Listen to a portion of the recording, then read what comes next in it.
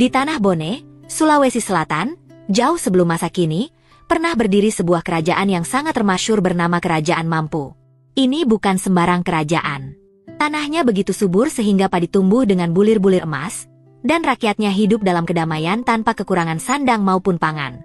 Di puncak kemegahan itu, bertahtalah seorang raja yang disegani, yang memiliki seorang putri dengan kecantikan tiada tara. Kecantikan sang putri begitu memikat, kulitnya bersih dan halus, seolah tak pernah tersentuh debu dunia. Keseharian sang putri dihabiskan di atas rumah panggung istana yang megah. Seperti layaknya putri bangsawan Bugis pada masa itu, ia gemar menenun kain. Suara alat tenunnya yang beradu, tek, tok, menjadi irama yang menenangkan di sore hari. Namun, nasib kerajaan ini berubah hanya karena satu peristiwa kecil di suatu siang yang terik. Hari itu, sang putri sedang duduk menenun sendirian di anjungan istana. Mungkin karena rasa kantuk yang berat atau tangannya yang sedang licin karena keringat, alat tenunnya yang disebut toropong tiba-tiba terlepas dari genggaman. Alat itu meluncur jatuh melalui celah lantai kayu, menggelinding hingga ke tanah di kolong rumah panggung. Sang putri menatap ke bawah dengan rasa malas yang luar biasa. Baginya, turun menuruni tangga istana yang tinggi hanya untuk mengambil satu alat terasa sangat berat.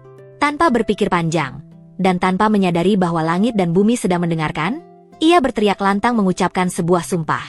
Siapapun yang bisa mengambilkan toropongku yang jatuh itu, serunya, jika dia perempuan, akan kujadikan saudara perempuanku.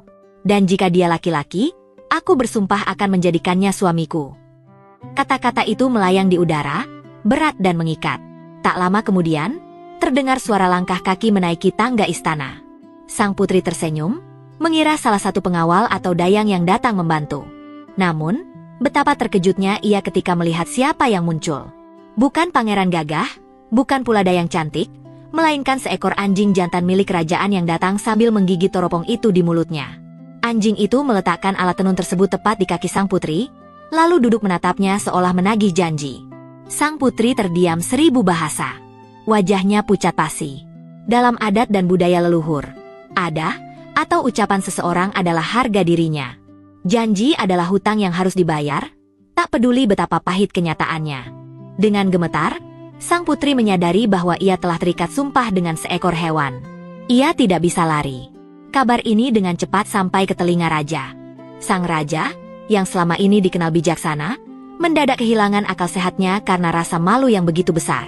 Ia tidak bisa menerima kenyataan bahwa putri kesayangannya, permata kerajaan Mampu, harus menepati janji untuk bersanding dengan seekor anjing. Baginya, martabat kerajaan jauh lebih tinggi daripada sebuah kejujuran. Tidak, tolak raja dengan